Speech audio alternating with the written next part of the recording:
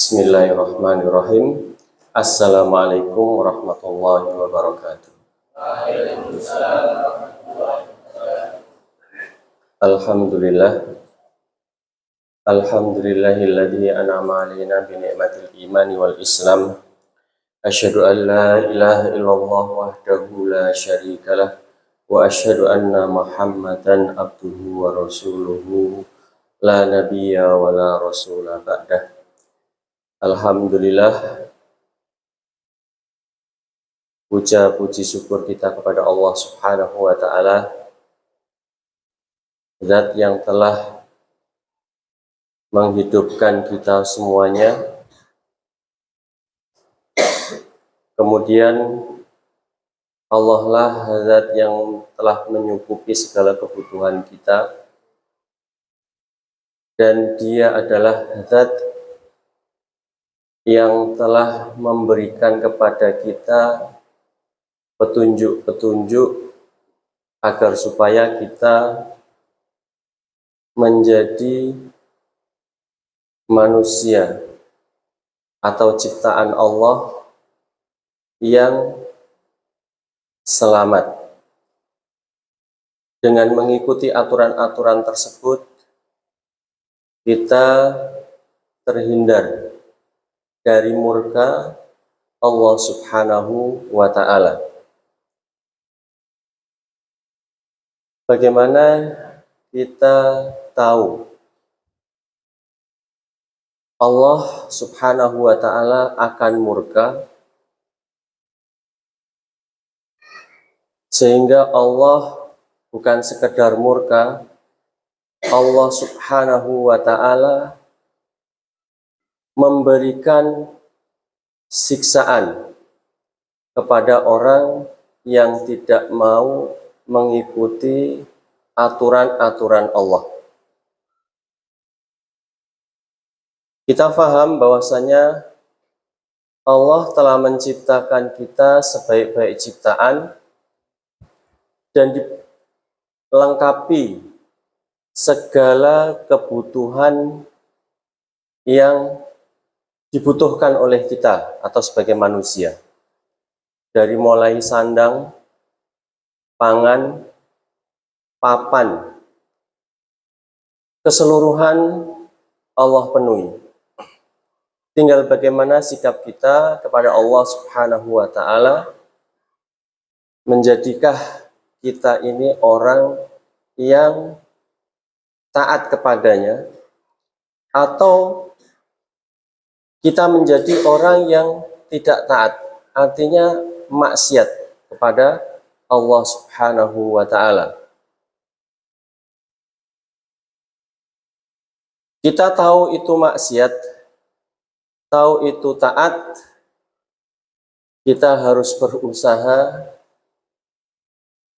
semaksimal mungkin kalau sesuatu tersebut adalah ketaatan dengan menggunakan ilmu, sehingga ilmu di hadapan kita adalah sesuatu yang menjadikan kita itu terang. Dengan ilmu kita terang. Dengan ilmu apa yang kita inginkan, insya Allah kita akan dapatkan. Khususnya mendapatkan ridha Allah Subhanahu wa Ta'ala.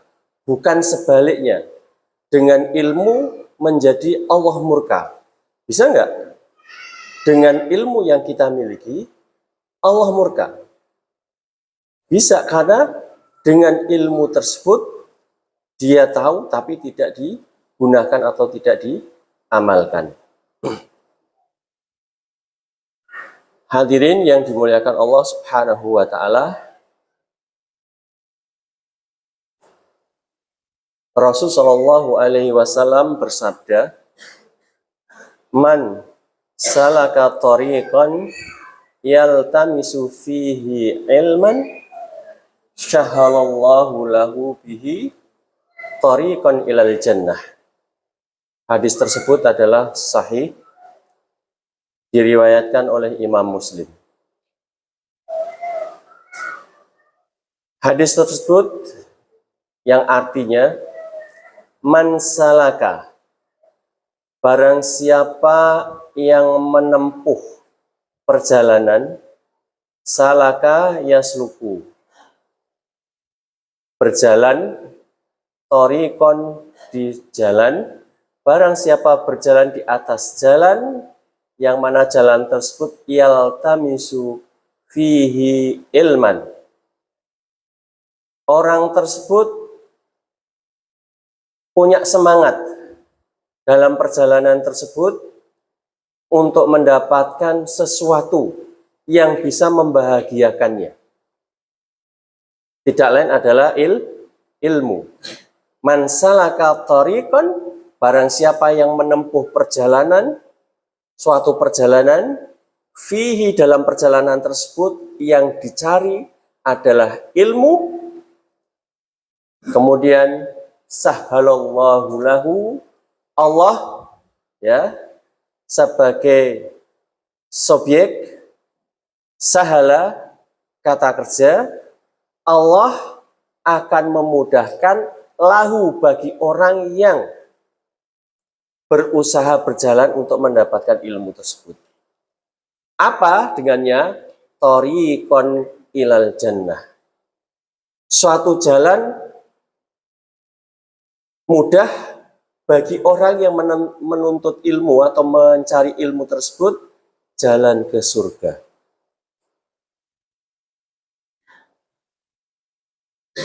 Hadis ini diriwayatkan oleh Imam Muslim. Hadisnya sahih.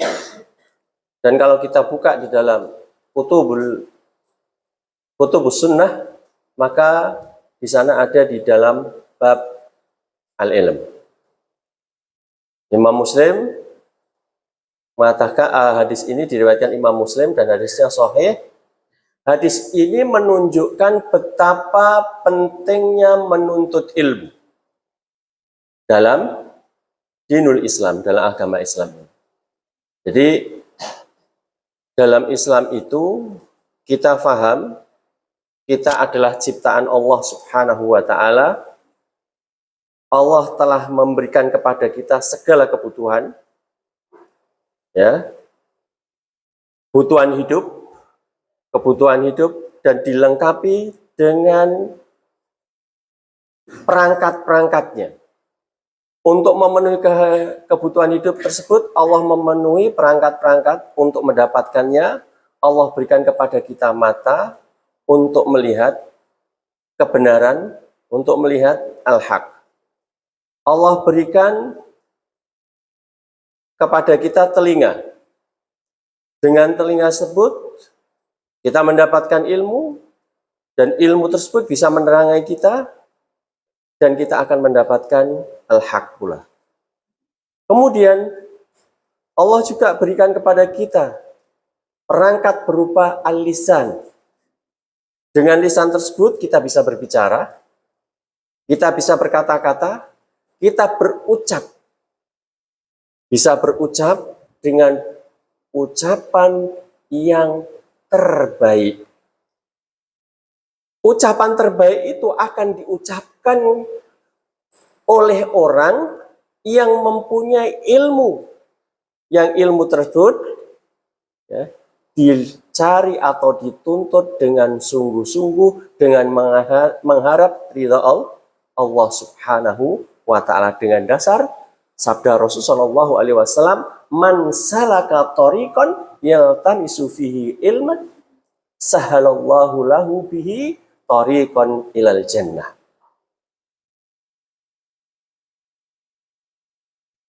Kemudian ilmu yang dimaksudkan di sini di dalam kalimat man salaka tariqan yaltamisu fihi ilman, yang dimaksud di sini yaitu kalimat ilmu tidak hanya terbatas pada ilmu agama, nah, tetapi juga pengetahuan yang lainnya yang bermanfaat bagi manusia, yang bisa meningkatkan iman, ya, utama ilmu agama.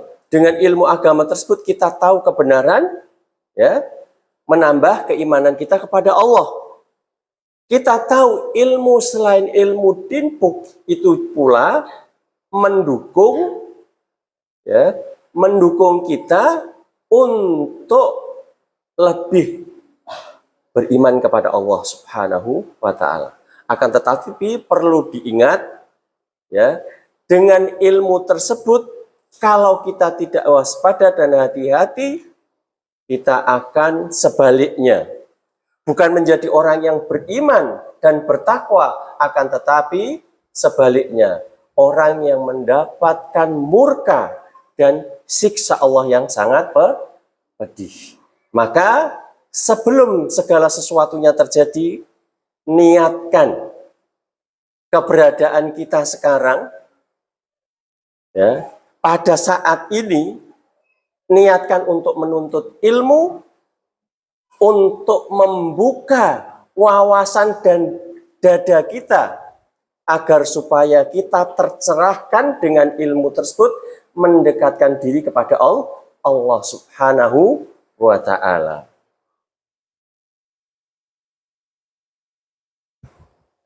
Kemudian berikutnya, dalam hadis ini pula menunjukkan bahwa Allah Subhanahu wa Ta'ala akan memberikan kemudahan. Yang pertama, man salaka thariqan yaltamisu fi ilman sahalallahu lahu thariqan ilal jannah. Dengan dasar hadis ini, Allah Subhanahu wa Ta'ala akan memberi kemudahan dan ganjaran yang besar untuk siapa? Untuk orang-orang yang selalu berusaha mencari atau menuntut ilmu. Sekali lagi, menuntut ilmu tidak dibatasi, ya, usia.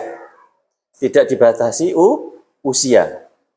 Sejak mulai kita lahir sampai kita wafat, ya, kita manfaatkan usia yang ada itu untuk menuntut ilmu agar supaya tercerahkan diri kita. Ya, kita berjalan atas ilmu, kita berjalan atas sinar yang menerangi jalan kita. Kita tidak menjadi orang yang sesat. Kita menjadi hamba Allah yang benar-benar beriman dan bertakwa dengan ilmu tersebut. Kemudian dengan hadis tadi, ya, mengingatkan pula kepada kita untuk peningkatan pengetahuan ataupun ilmu. Jadi ilmu tidak terbatas, ya. Antum semua ataupun yang hadir di sini, tatkala mendapat suatu pencerahan, suatu ilmu, jangan puas dengan satu ilmu tersebut. Kembangkan terus ilmu pengetahuan tersebut. Cari dan tuntut banyak ilmu yang belum kita ketahui. Suatu contoh, suatu gambaran, suatu pengalaman, tatkala kita berjalan keluar daerah, khususnya pribadi, melihat suatu daerah di sana, misalnya kita telah singgah di suatu negara yang negara tersebut mementingkan ilmu. Negara tersebut mengutamakan ilmu. Apa yang mereka utamakan? Mereka utamakan bagaimana caranya usia dini sampai usia lanjut mereka diusahakan untuk membaca. Sekarang, kalau kita lihat fenomena sekarang, minat baca, khususnya negara kita Indonesia, bukan seperti tatkala di zaman nenek moyang kita. Nenek moyang kita yang dahulu, mereka menulis, mereka membaca, mereka mengembangkan. Kalau kita lihat tokoh-tokoh, misalnya tokoh-tokoh Indonesia, Buya Hamka, terus kemudian Muhammad Nasir. Mereka selain ahluddin, juga ilmu-ilmu yang lain, ahli bahasa, ahli balaghah, sehingga dia menulis ya, suatu tulisan yang mana tulisan tersebut bisa terwariskan kepada kita, bisa kita baca sekarang tinggalan-tinggalan mereka. Maka tingkatkan semangat baca kita, bukan terkhusus anak pondok, seluruhnya, begitu juga wali santrinya. Jadi belajar tetap tidak terbatas usia. Kemudian selanjutnya, hadis ini juga menjadi motivasi bagi umat Islam untuk terus mencari ilmu dan meningkatkan pengetahuan, menuntut ilmu dan meningkatkan pengetahuan, baik dalam bidang din ataupun agama maupun bidang lain yang bermanfaat untuk kita sebagai manusia. Bisa dekat kepada Allah dengan ilmu tersebut. Bisa dekat kepada Allah dengan pengetahuan dan pengalaman yang ada. Sehingga Allah Subhanahu wa taala berfirman di dalam surat Al-Mujadalah, ya. Al-Mujadalah ayat ke-11. Allah Subhanahu wa taala berfirman, yarfa'illallahu alladhina amanu minkum walladhina utul ilma darajat. Ya, bukan sekedar derajat, tapi jamak darajat, yang artinya yarfa'i, artinya mengangkat. Allah sebagai subjek, Allah akan mengangkat alladzina amanu sebagai objek, sebagai maf'ul. Allah akan mengangkat orang-orang yang apa? Amanu yang pertama, yang beriman kepada Allah, yang mereka itu faham, ya, mereka itu faham bahwasanya Allah zat yang telah menciptakan kita, ya. Allah adalah satu-satunya zat yang telah mengadakan kita dari tiada menjadi ada, kemudian menjadi sebaik-baik ciptaannya. Seperti dalam firman yang lain, laqad khalaqnal insana fi ahsani taqwim. Sungguh aku atau kami Allah telah menciptakan manusia sebaik-baik ciptaan, ya. Mereka yang menggunakan ilmunya menjadi keimanan kepada Allah. Tahu, ya, tahu diri bahwasanya dia diciptakan Allah, seharusnya ciptaan itu, ya, sebagai ciptaan itu tahu diri kalau sudah dicipta mau apa. Tidak lain adalah wa ma khalaqtul jinna wal insa illa liya'budun. Tidaklah kami ciptakan jin manusia kecuali untuk beribadah kepadanya. Yang mau beribadah kepada Allah orang-orang yang memiliki ilmu. Sehingga Allah mengatakan yarfa'i. Allah akan mengangkat, ya, alladzina amanu, orang-orang yang beriman di antara kalian, waladina amanu, ya, waladina utul ilma, dan orang-orang yang menuntut ilmu beberapa derajat. Secara kasat mata saja, samakah orang yang mengetahui dan orang yang tidak mengetahui? Jawab. Sama enggak? Tidak. Orang yang berilmu dengan orang yang tidak berilmu sama enggak? Kalau kita jawabnya tidak, pilih yang mana? Pilih yang berilmu atau yang tidak berilmu? Pilih yang bertakwa atau orang yang tidak bertakwa? Bertakwa. Bertakwa dan berilmu satu sama lain tidak bisa dipisahkan. Sudah? ini sebagai muqaddimah. Pada kesempatan pagi menjelang siang ini, judul kita dalam parenting ini, ya, anak-anakku serta wali siswa ataupun wali santri, kita sama-sama yuk menilik, menengok kita sebagai makhluk Allah. Yang tadi sebagai muqaddimah itu kita harus apa, ya, kita harus apa, ya, sebagai santri harus apa, sebagai orang tua harus apa. Nah, judul pada kesempatan pagi menjelang siang itu menghadapi tantangan pendidikan di pondok pesantren. Ya, judul pertama tadi sudah nih, menghadapi tantangan pendidikan di pondok pesantren.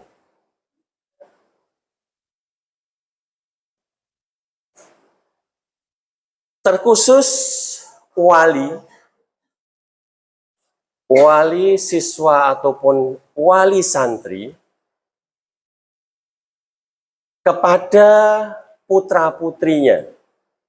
Terkhusus bagi wali ataupun orang tua, siswa ataupun santri kepada putra-putrinya.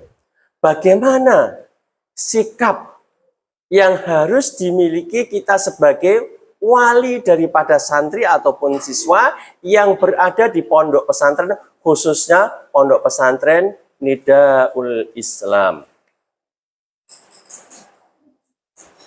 Kita sebagai wali ataupun orang tua mengharapkan putra-putri kita ataupun santriwati atau santriwati kita di waktu mendatang atau di masa yang akan datang menjadi orang yang tangguh, ya, yang berilmu dan bertakwa kepada Allah. Itu harapan daripada kita sebagai orang tua. Di sini ada santri-santrinya. Anak-anakku, itu harapan daripada orang tua kalian sebagai siswa ataupun santri di pondok. Apa harapannya? Menjadi orang, ya, yang berilmu, yang beramal, yang berguna bagi dinul Islam. Betapa bangganya orang tua tatkala melihat putra-putrinya menjadi putra-putri yang soleh dan solehah. Bukankah begitu, Bapak atau Ibu wali ataupun orang tua santri? Tak kira jawabannya tidak ada yang tidak ataupun tidak sepakat. Semuanya wali ataupun orang tua, siswa ataupun santri sepakat anak atau putra-putrinya dititipkan, diletakkan di pondok pesantren ini dengan harapan menjadi anak yang soleh dan solehah. Tentunya ada interaksi antara orang tua dan santri. Ya.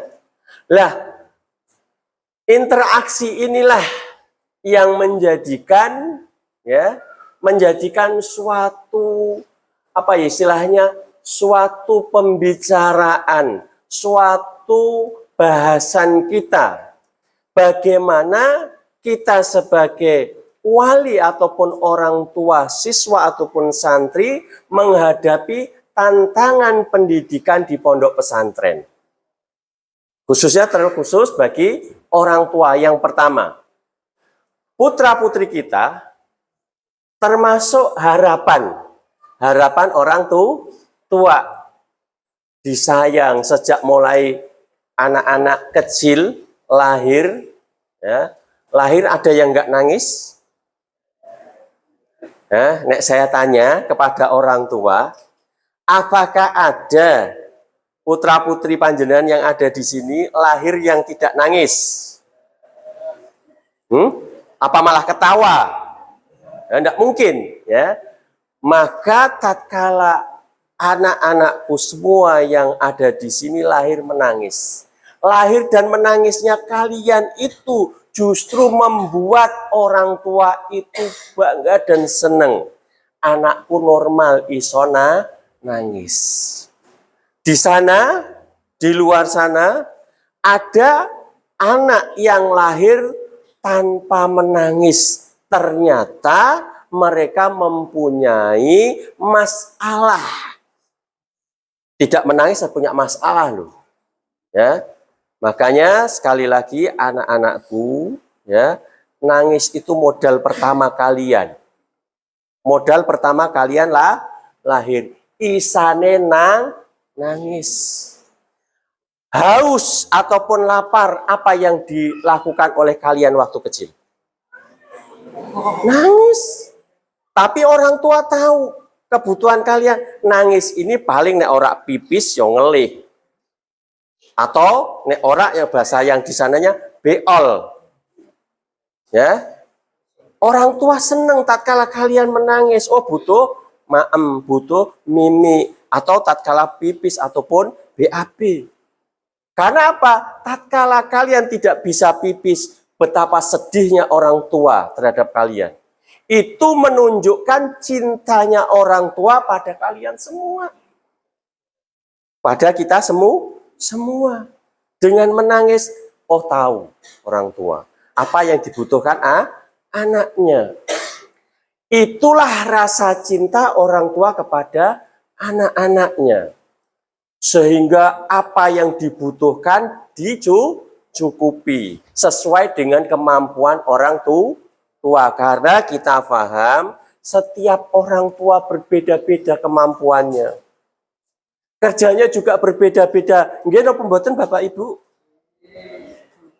Makanya sebagai anak, ya, terhadap orang tua kita harus paham bagaimana orang tua saya, ya, mencarikan nafkah kita semua ini dengan susah payah. Kita jangan membebani mereka. Siapa mau orang tua terbebani, tapi namanya orang tua ibaratnya ya banting tulang, peras keringat, atas taruh bawah, bawah taruh atas. Itu kita pahami anak-anakku atau santri-santri yang ada. Itu perjuangan orang tua. Orang tua saking cinta dan sayangnya pada kalian, apapun yang punya, ibarat orang tua tidak makan dikasihkan anaknya. Itu saking cintanya orang tua. Antum sudah ada atau berada di sini, bagaimana imbal balik kalian terhadap orang tua. Jadi orang tua cinta kepada kalian. Ya. Begitu juga khusus wali ataupun orang tua, cinta tersebut tidak harus bersama terus. Cinta tidak harus bersama di rumah terus. Ada kalanya cintanya orang tua kepada anak, ya, untuk masa depannya harus demikian. Diatur, dimanage sama orang tua. Nek neng omah terus, anakku dari kecil dolanan HP, ya tidak. Siapa yang di rumah tidak main HP? Bisa ngacung? Betul? Pendidikan sekarang antum semua rasakan. Kalau kalian semua misalnya lulus SD langsung ke SMP di luar, apa yang terjadi? Perlu diingat untuk kalian semua.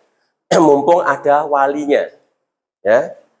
Berangkat sekolah, berangkat jam 7. Tapi di sekolah apa yang terjadi? Tidak terkontrol. Ada yang bilang pulang malah tawuran. Ada waktu. Antum di pondok 24 jam dimonitor, manfaatkan waktu kalian ya semaksimal mungkin, jangan sampai nanti di akhir antum semua menyesal. Kenapa ya? Ini ucapan orang-orang yang di luar sana, penyesalan yang kalau dikatakan tanpa makna atau tanpa arti. Kenapa aku dulu tidak seperti dia? Percuma perkataan kamu dan tidak berguna. Percuma tak berguna. Ucapan kalian sudah itu penyesalan. Sebelum kata orang Jawa keduwung buri, paham keduwung buri? Menyesal di belakang, maka sekarang sesalilah kalian di depan sekarang. Banyak menangis, banyak membaca diri, muhasabah. Paham?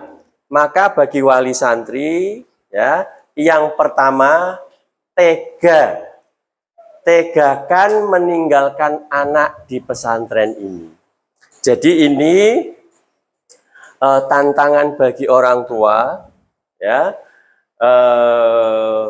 dalam pendidikan di pondok pesantren. Karena apa? Orang tua akan meninggalkan kalian di pondok ini, ya. Tinggal bagaimana orang tua mencarikan kebutuhan kalian per bulannya, ya, per bulannya. Kalau kalian di sini tidak sungguh-sungguh dengan ya, semaksimal mungkin, kasihan orang tua kalian, ya, bapak ataupun ibu, ya, saking cintanya kepada kalian sebenarnya tidak tega ditaruh di pondok.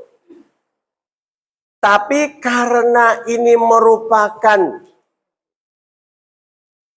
bentuk kasih sayang ke depannya, maka ya tidak rela bahasanya. Ya, setuju ataupun tidak setuju, kalian harus dewasa berpisah kepada orang tua. Bukan karena orang tua kalian itu benci, justru ini menunjukkan kasih sayangnya orang tua kepada kalian semua. Ya, dipisah. Dipisah bukan tidak sayang, akan tetapi dipisah karena cinta. Ya, dipisah karena cinta. Orang tua harus tega, rela meninggalkan anaknya di pondok pesantren untuk ya mendidik dan mengembangkan karakter. Antum di sini dididik dan diusahakan bagaimana karakter kalian itu bisa berkembang. Nek neng omah beda, di akon wong tua nyata atau tidak monggo, tapi tidak perlu dijawab. Misalnya, Mbak, tolong belikan Umi misalnya ya bumbu di sana. Mi, ngapunten Mi, ya jangan saya dah diperintahkan ke warung. Malu. Padahal ini perintah kepada orang tua. Ya, perintah orang tua kepada anaknya. Begitu juga mas-masnya. Ya, diperintahkan sama orang tua, sini. Ya. Sana ya, Abi belikan ini di sana. Jangan saya, adik aja. Malu. Ya. Benar nggak kalau begitu? Benar terjadi kan? Iya. Enggak. Betul. Alhamdulillah. Saya acungi jempol. Berarti ilmunya benar-benar dimanfaatkan. Saya tanya kepada orang tua wali. Ya. Saya tanya kepada orang tua wali, ya. Napa nggih Bapak Ibu putrane nek teng griya taat sakniki? Bukan kantum yang jawab, orang tuanya. Hah? Pak Aris. Betul nggak?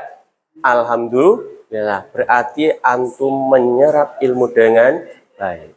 Yang kedua, tak singkat aja. Ini waktunya jam 11 cukup lah ya. Yang kedua apa? Orang tua, ini tantangan orang tua. Yang pertama, orang tua harus tega meninggalkan anaknya. Cara orang tua dapat rela meninggalkan anaknya di pondok pesantren untuk mendidik dan mengembangkan karakter mereka dengan cara satu, memahami tujuan pondok pesantren. Ya, pondok pesantren ini sebelum Bapak sekalian memasukkan putra-putrinya ke sini, ya, harus paham, ya, apa tujuan, ya, apa tujuan ini? Orang tua harus memahami tujuan daripada pondok pesantren ini dari visi serta misinya. Ya, ini yang utama. Visi misinya harus difahami oleh orang tua, yang mana dengan visi misi tersebut akan ditinggalkan anaknya di tempat ini. Jadi orang tua bukan sekedar, ya, wes tak titip ke anakku ning pondok wae karena ning omah nakal, ning omah sering tawuran, ning omah sering gelutan. Bukan itu. Tapi yang dimaksud di sini orang tua harus paham visi misi dari pondok itu bagaimana. Ya. Kalau sudah visi misinya kita paham, kita mantep meletakkan anaknya di pondok ini. Karena apa? Anaknya di sini benar-benar, ya, diarahkan, dikembangkan karakternya. Terus selanjutnya yang kedua, membangun kepercayaan kepada pondok. Karena sudah dipasrahkan ke pondok, maka orang tua benar-benar sudah terbangun kepercayaan kepada pondok. Orang tua harus membangun kepercayaan dengan pengasuh atau pengajar yang ada di pondok pesantren ini. Dengan membangun kepercayaan tersebut, orang tua dapat merasa lebih yakin bahwa anaknya akan dirawat dan dididik dengan baik. Terus selanjutnya, ya, yang ketiga, mengembangkan komunikasi. Jadi orang tua, ya, harus mengembangkan komunikasi. Bagaimana? Orang tua harus mengembangkan komunikasi yang efektif dengan anaknya sebelum meninggalkan mereka di pondok. Biasanya kan orang tua, ya, sebelum diantarkan ke sini, pisahan kali panjenengan semuanya, anak-anakku, neng pondok kudu demikian dan demikian. Nanti pas penjengukan seperti hari ini, pasti kalian semua dinasihati. Ya tidak? Ya. Nggih mboten? Betul, ya. Yang ketiga, dengan demikian anaknya, khususnya bapak-bapak, merasa dapat lebih nyaman dan yakin bahwa orang tua akan selalu mendukung kalian semuanya. Jangan datangnya orang tua, Pak, Bu, ya, itu sudah pasti, Pak, Bu, ya, nah, lagi, Pak, Bu, seperti ini, ya, itu juga. Tapi dengan datangnya orang tua ini memberikan support ataupun semangat pada kalian. Bukan support semangatnya hanya seperti ini saja, tapi benar-benar Bapak Pus ini dengan berat susah payah menjenguk aku, memberi support aku. Jadi ada komunikasi langsung antara anak dan orang tua. Terus yang selanjutnya, mempersiapkan anak. Bagaimana? Orang tua harus mempersiapkan anaknya untuk meninggalkan rumah dan hidup di pondok pesantren. Dengan mempersiapkan anaknya, orang tua dapat memahami, ya, dapat memantau anaknya sehingga merasa lebih siap dan yakin untuk menghadapi tantangan hidup baru. Ya. Terus saya lanjut, Sebenarnya banyak pembahasan, nggak cukup 1 jam. Yang kedua, bagi wali ataupun orang tua santri, santriwan, santriwati atau siswa-siswi, orang tua selain yang pertama tadi, ya, yang pertama tadi apa?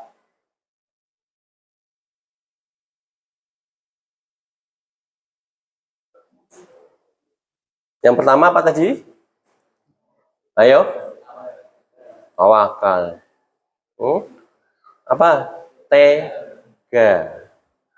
Ya, tega terhadap anaknya, ya, memahami tujuan pondok, membangun kepercayaan, mengembangkan komunikasi, ya, mempersiapkan anaknya. Sekarang yang kedua orang tua harus ikhlas. Ya, ikhlas bagaimana? Cara orang tua dapat ikhlas dengan proses pendidikan di pondok pesantren, termasuk dengan peraturan dan disiplin yang diterapkan. Ini belum seberapa. Kemarin Ustadz, Ustadzah, pengasuh, ya, sudah rapat seharian penuh dari pagi sampai sore.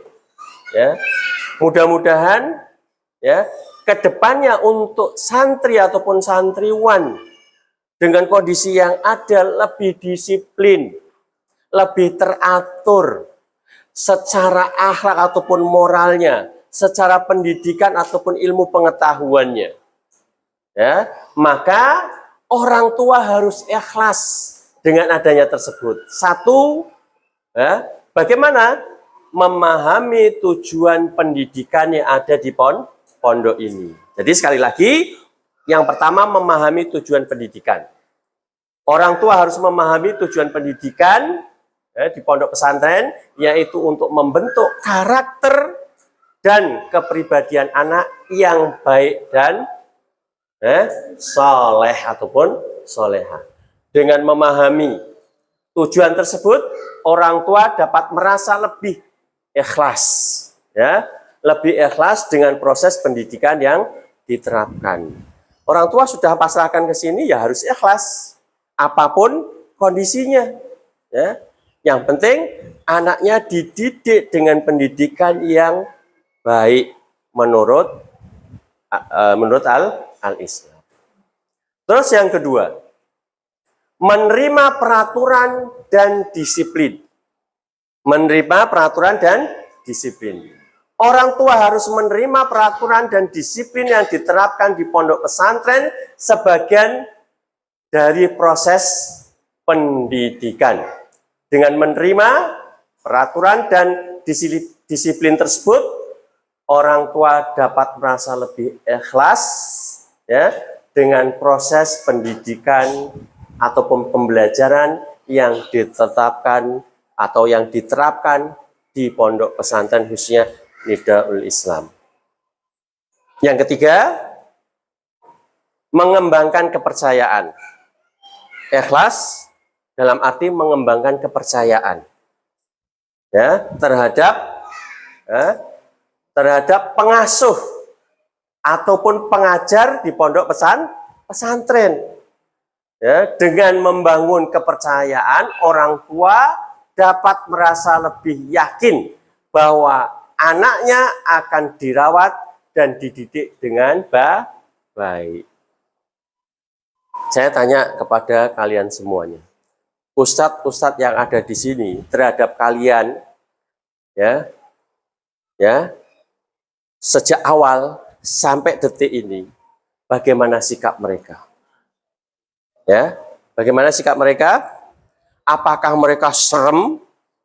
Ya kadang-kadang, ya, sebagai guru itu kadang-kadang jengkel-jengkelnya mereka itu menunjukkan rasa sayangnya kepada kalian karena kalian apa? Balelo misalnya. Diperintah orang suruh hafalan tidak hafalan. Ya, suruh ngerjain PR tidak mengerjain. Tapi orang tua ikhlas. Ya, kalian dibentak di sini. Ya. Kalian dimarahi di sini. Karena apa? Proses pendidikan. Orang tua percaya dan ikhlas, ya, karena kalian sudah benar-benar, ya, dibina dengan baik. Dibentak pun ke orang tua kalian insya Allah tidak mengapa. Yang mana di rumah mungkin orang tua tidak pernah bentak kalian. Tapi dalam proses pendidikan kalian di sini dibentak dalam arti menyelamatkan kalian dari hal-hal yang memang tidak seharusnya sebagai seorang santri ataupun santriwati. Tapi insya Allah tidak ada yang seperti itu. Selanjutnya, tawakal. Ya, ikhlas tawakal. Sebagai orang tua dapat tawakal dan mempercayakan anaknya kepada Allah Subhanahu wa taala dengan berdoa untuk keberhasilan anak-anaknya. Jadi Bapak Ibu ya sudah putra-putrinya dipasrahkan di sini ya, selain berdoa juga bertawakal kepada Allah Subhanahu wa taala. Yang pertama, berdoa dengan sungguh-sungguh. Ini khusus orang tuanya. Antum yang ada di sini sungguh-sungguh dengan belajar, juga berdoa, mendoakan kepada kedua orang tuanya. Ya. Terus kemudian sebagai orang tua pun berdoa dengan sungguh-sungguh ya kepada Allah untuk keberhasilan putra-putrinya, baik dalam pendidikan, kesehatan, kemampuan kehidupan ataupun kesehatan maupun kehidupan sehari-hari. Yang kedua, mempercayakan anak kepada Allah. Bagaimana? Orang tua harus mempercayakan anaknya kepada Allah. Dan yakin bahwa Allah akan selalu menjaga dan melindungi mereka. Ini bentuk tawakal kita. Ya. Wis diomongi, wis dikandani, wis didongake. Bentuk tawakal kita bagaimana? Ya. Pasrahkan kepada Allah. Anakku, semuanya, kalian sudah Allah bekali ilmu. Sebelum Allah bekali ilmu kepada kalian, Allah beri ya, panca indera. Dengan panca indera, tahu panca indera? Dengan panca indera tersebut, kalian bisa memilah mana yang baik, mana yang benar. Yang baik silahkan ambil, yang jelek silahkan tinggalkan. Ini kalian sudah paham itu. Tinggal kalau kalian melaksanakan atau mengamalkan hal-hal yang positif, kemudian diimbangi oleh orang tua dengan doa, terus dipasrahkan doa tersebut kepada Allah Subhanahu wa ta'ala, ini bentuk tawakal kita kepada Allah, bukan sebaliknya. Wes tak pasrah ke pondok, anakku mbuh borongo, aku rapat mikir. Ya, ada orang tua seperti itu? Mudah-mudahan tidak ada. Ya, di pondok ngurusi bukan satu orang, banyak orang. Pengennya makan semua, pengennya minum semua, kebutuhan tercukupi. Ya, bentuk orang tua ataupun sayangnya orang tua kepada anaknya dan loyalitasnya kepada pondok, Brian mikir-mikir lan berdoa serta tawakal kepada Allah. Terus yang ketiga betul ya, mengingat, ya, kita mengingat atas kuasanya Allah Subhanahu wa ta'ala. Ya, kita mengingat atas kuasanya Allah Subhanahu wa ta'ala. Kita sebagai orang tua, ya, faham dan sadar bahwasanya Allah Subhanahu wa ta'ala berkuasa atas segala sesuatunya. Dan yakin bahwa Allah dapat melakukan segala sesuatu yang Ia inginkan. atau iradah Allah Subhanahu wa Ta'ala. Dengan demikian orang tua dapat merasa lebih tenang dan percaya diri bahwasanya Allah berkuasa, kita sekedar berusaha sebagai orang tua. Kalau kita sudah paham itu benar, ya, kita sungguh-sungguh dalam mencari nafkah khusus orang tua, ya, untuk kelangsungan kehidupan anak-anak kita, ya. Kemudian dengan kita berusaha, kita bisa mengangkat derajat anak kita. Itu semua yang kita lakukan bukan karena kita. Karena kuasanya Allah Subhanahu wa Ta'ala. Sehingga kita bisa demikian dan demikian. Yang keempat, sebagai orang tua harus ikhtiar. Setelah ikhlas, betul ya? Berikutnya apa tadi? Ayo. Tawakal. Terus yang sekarang ikhtiar. Apa itu ikhtiar? Ya, ikhtiar. Siapa yang tahu asal katanya? Dari bahasa mana? Dari bahasa apa? Ayo angkat.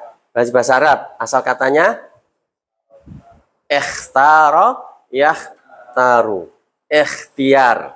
Nek basa Jawa istiar. Ya, basa Jawa itu, ya. Jangan asal kata bahasa Arab. Jadi sebagai orang tua dapat melakukan ikhtiar. Ikhtiar itu bentuk dukungan secara finansial dan membantu kemajuan anak. Ya, itu ikhtiar. Yang pertama, mengatur keuangan. Ya, keuangan kita semua kita atur. Kita sebagai orang tua harus mengatur keuangan dengan baik dan untuk memastikan bahwa kebutuhan anak, ya, kita terpenuhi. Dengan demikian, orang tua dapat mengalokasikan dana yang cukup untuk mendukung pendidikan dan kegiatan anaknya.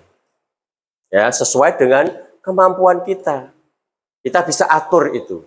Yang kedua, bentuk ikhtiar orang tua, membuat perencanaan tentang keuangan atau membuat rencana keuangan.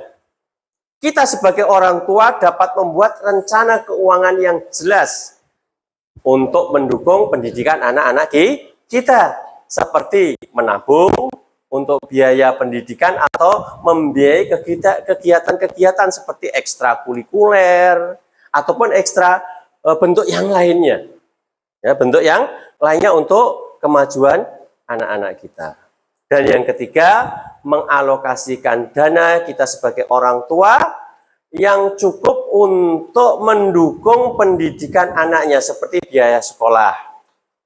Ya, biaya sekolah kan tidak hanya apa istilahnya, sangu ya, sangu untuk jajan, tapi juga di sana beli buku, beli pulpen, beli buku paket, ya, atau memfotokopi daripada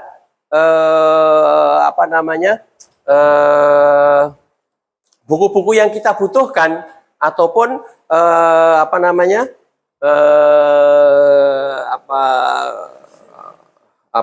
materi yang kita akan fotokopi. Jadi sekali lagi, kita sebagai orang tua harus merencanakan tentang hal-hal tersebut. Pertama, yang ketiga adalah mengalokasikan dana. Ya, orang tua harus berusaha, ya, harus berusaha mengalokasikan dana yang kita miliki dengan cukup untuk mendukung pendidikan anak-anak kita. Ya, seperti biaya sekolah tadi, ataupun buku, ataupun kegiatan ekstrakurikuler yang ada. Jadi 1-4 tadi itu adalah hal-hal yang menjadi problema kita sebagai orang tua. Ya, kita harus kepada anak kita harus ikhlas tinggalkan. Biasanya di rumah dikasih dan disayangi, opo sing diperlukan ini dipisahke. Nah, sekarang yang yang keempat adalah ikhtiar. Ikhtiar ya berusaha. Ya, dalam bahasa kita adalah ikhtiar itu adalah berusaha. Kita singkat langsung ke 5. Ya. Yang kelima yaitu percaya. Sebagai orang tua, kita harus percaya bahwa pondok pesantren akan mendidik anak kita dengan baik. Berikut ini beberapa cara orang tua dapat mempercayakan anaknya kepada pondok di mana mereka mendapatkan pendidikan dengan baik. Bagaimana caranya? Orang tua yang pertama mengetahui visi misi daripada pondok tersebut. Pondok Miftahul Islam. Kita tatkala memasukkan anak kita di suatu sekolahan, kita paling tidak tahu visi misinya apa. Ya, apa sekedar anak kita dimasukkan tanpa mengetahui visi misinya, berhasil ora berhasil, enggak tahu. Enggak. Ya, kita sebagai orang tua harus selektif. Ya, selektif untuk memilihkan pendidikan anak-anaknya di pesantren yang mana pesantren itu mendidik anak kita sehingga kita benar-benar selektif, tidak sembarangan. Harus kita ketahui visi misinya. Yang kedua, mengenal ya, pengajar dan pengasuhnya. Yang pertama datang belum kenal. Bagaimana pengenalan kita? Ya, kita serawung kepada mereka, kita tanyakan kepada walinya, kepada pengasuhnya bagaimana anaknya. Begitu juga nanti wali akan selalu mengirimi kabar tersebut kepada orang tua wali, sehingga kalau sekarang zaman now sekarang ini ya dibutuhkan namanya alat untuk komunikasi, baik itu HP atau yang sejenisnya. Ya, HP kan macam-macam ya, berarti itu ada yang pakai apa namanya? Ini bisa komunikasi dengan laptop, dengan Android yang lainnya atau dengan tab ya, yaitu alat-alat komunikasi zaman sekarang ya. Yang jelas orang tua harus mempunyai link paling tidak kepada pengasuhnya atau wali kelasnya atau kepada kepala sekolahnya. Kalau tidak kepada kepala sekolahnya, ada mudirnya. Di sini ada mudir, ada wakil mudir, ada kepala sekolah, ada ketua pengasuhan, baik putri ataupun putra. Nah, kalau masalah keuangan ada bendahara, ada sekretaris, ya. Kemudian ada bagian pendidikan, ya, ada bagian dakwah dan komunikasi, dan ada sarana prasarana. Itu semua bisa kita kenali untuk memajukan atau kita sebagai orang tua wali ataupun santri, kita percaya kepada pondoknya. Ya, jadi mengenal pengajar ataupun pengasuh itu hal penting. Letakkan komunikasi panjenengan atau titipkan nomor komunikasi panjenengan kepada mereka-mereka itu. Sehingga tatkala ada sesuatu, anaknya kabur misalnya, orang ngerjani PR, ataupun suntuk di pondok, kan gitu. Si A, misalnya Sarip kok nggak ada kemana, kabur, kan gitu misalnya. Ya, misalnya suatu contoh. Ataupun Zaid di mana, kabur pulang, ya, minta tongkol pada bapaknya, misalnya kan gitu. Bisa jadi. Nah sini mau mengasih, Pak, Zaid nggak ada di sini apa? Oh iya, sekarang tak gawani tongkol 5 kilo misalnya. Satu contoh ya. Ya jadi bangunlah komunikasi antara orang tua wali dengan pengasuh pondok. Pengasuh pondok ada di sana mudir, wakil mudir, kepala sekolah, wali kelas, ya, dan yang lainnya. Kemudian yang tiga, yang terakhir, yaitu mengunjungi pondok pesantren seperti halnya sekarang. Pondok pesantren punya program setiap sebulan sekali, ya ada penjengukan, sekalian ada di situ kajian. Monggo silahkan. Mungkin yang jauh yang ada di Bogor, ada yang di Sumatera, mungkin tidak bisa. Nanti kita suatu saat kita buat program pakai Zoom. Ya, suatu saat kita buat pakai Zoom. Insya Allah bisa terkomunikasikan. Ya, jadi orang tua dapat mengunjungi pondok pesantren untuk melihat langsung fasilitas dan kegiatan yang ada di sana. Jika ada kekurangan, ada kelebihan, kekurangan monggo silahkan dukung.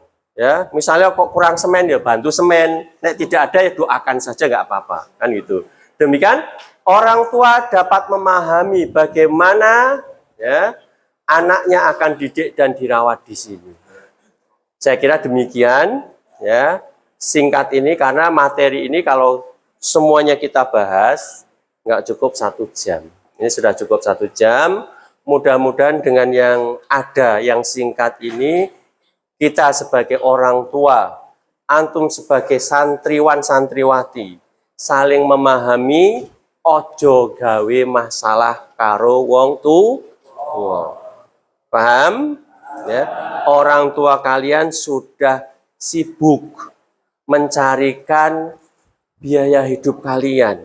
Kalian harus pinter dan waspada apa yang akan terjadi di kemudian hari. Paham anak-anakku semuanya? Siap untuk taat kepada orang tua?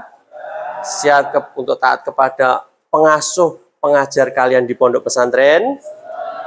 Mudah-mudahan Allah kabulkan hal tersebut dan Allah ringankan kalian untuk menjalankan hal-hal yang merupakan itu kebaikan. Nafa'ani wa iyyakum ma fihi minal ayati wal dzikril hakim wal afu minkum. Ada pertanyaan mungkin 1-2 monggo. Bapak-bapak, ibu-ibu, wali santri, santriwan, santriwati. Ya.